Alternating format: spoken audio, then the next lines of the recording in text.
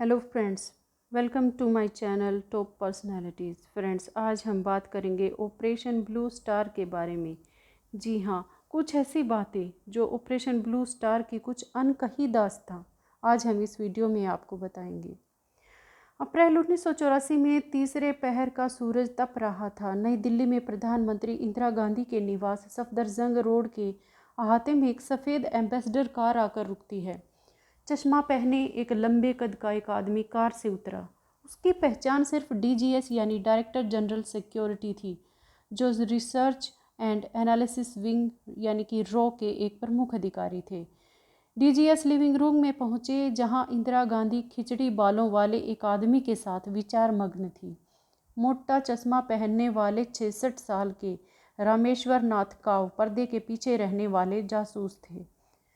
रामेश्वर नाथ काव ने 1968 में गुप्तचर एजेंसी रॉ का गठन किया था। 1971 में बांग्लादेश युद्ध के दौरान रॉ से मुक्त वाहिनी के छापामारों को ट्रेनिंग दिलाई गई थी। वह पंजाब समस्या के बारे में श्रीमती इंदिरा गांधी जी के प्रमुख सलाहकार थे। भारत का यह सबसे संपन्न राज्य 2 साल से सांप्रदायिक हिंसा की आग में जल रहा था। तेज तर्रार ग्रंथी जनरल सिंह भिंडरावाले के नेतृत्व में सिखों के एक विद्रोही गुट ने जंग छेड़ रखी थी। 37 साल के भिंडरावाले के हथियारबंद साथी 1984 तक 100 से ज़्यादा आम नागरिकों और सुरक्षा कर्मियों की जान ले चुके थे। 1981 में भिंडरावाले अमृतसर में सिखों के सबसे पवित्र गुरुद्वारे स्वर्ण मंदिर के पास अपने हथियारबंद साथियों के घेरे में छिपा बैठा था। डीजीएस ने इंदिरा गांधी को इन विद्रोहियों को दबोचने के लिए एक गुप्त मिशन के बारे में बताया, जो सैनिक हमले से कुछ ही कम था। उनका कहना था कि ऑपरेशन सनडाउन असल में झपट्टा मारकर दबोचने की कार्रवाई है।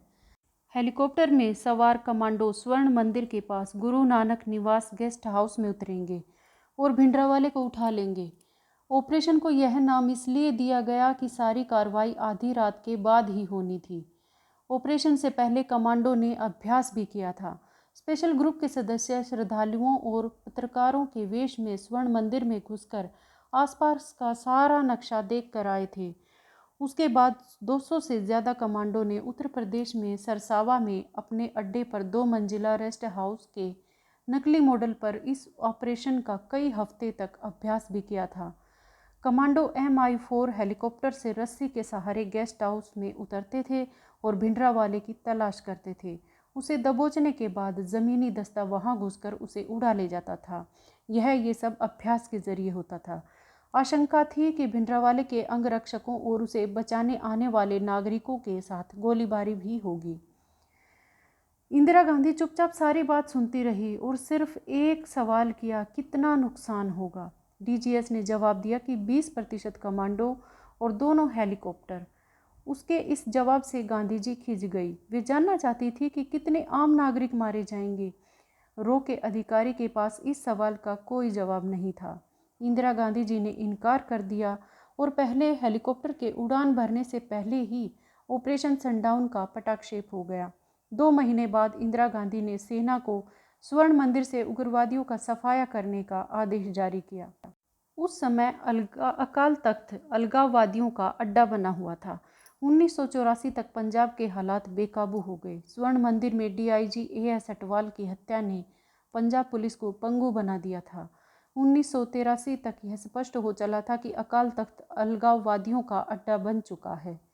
खुफिया एजेंसियों के पास इस बात के भी पर्याप्त सबूत थे कि भिंडरावाले बगावत करने के लिए बड़े पैमाने पर हथियार जमा कर रहा था। अक्टूबर 1983 में राज्य सरकार को बर्खास्त करने के बाद दिल्ली से भेजे गए हजारों अर्धसैनिक कर्मी राज्य में अफरा तफरी रोकने में नाकाम रहे थे। नरसिंह राव के नेतृत्व में श्रीमती गांधी के थिंक टैंक ने अकाली दल के सामने समझौते का जो अंतिम प्रस्ताव रखा, उसे भिंडरावाले ने नामंजूर कर दिया।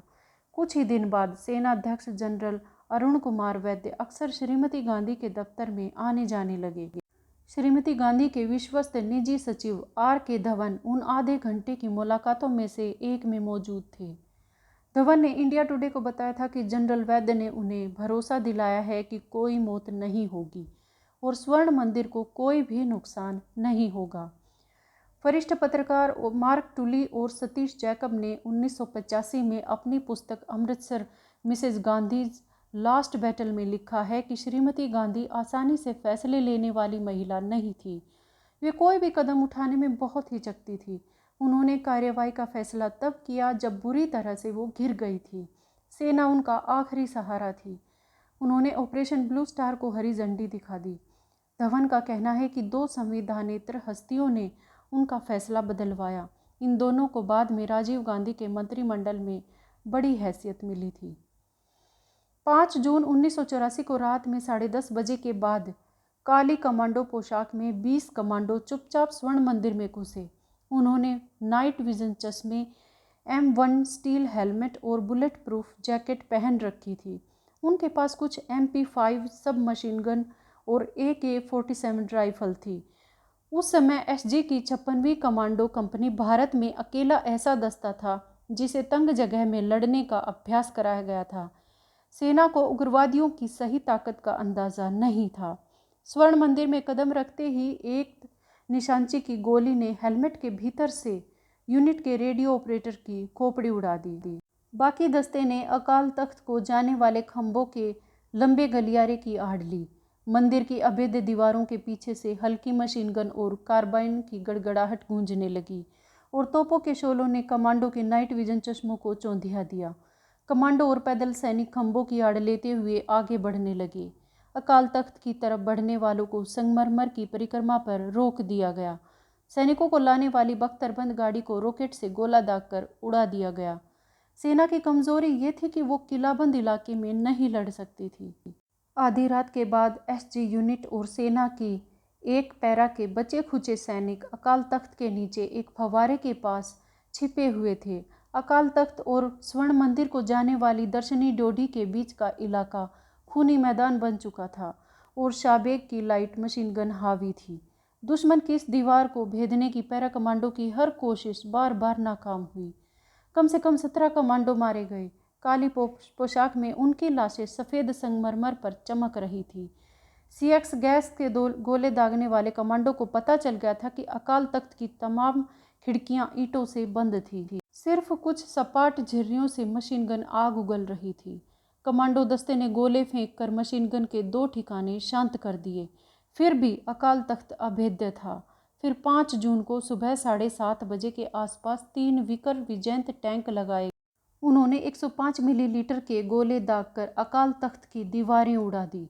उसके बाद कमांडो और पैदल सैनिकों ने उग्रवादियों की धरपकड़ शुरू की। 5 जनवरी को स्वर्ण मंदिर में सेना के प्रवेश से पहले 1 जून को CRPF और BSF ने गुरु रामदास लंगर परिसर पर फायरिंग शुरू कर दी थी।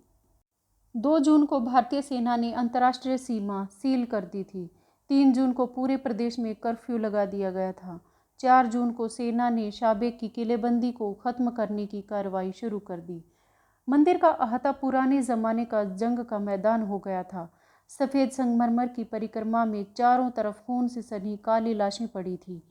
अकाल तख्त के धुएं से काले पड़े चुके खंडहर के तहखाने में कमांडो को शाबेग की लाश मिली।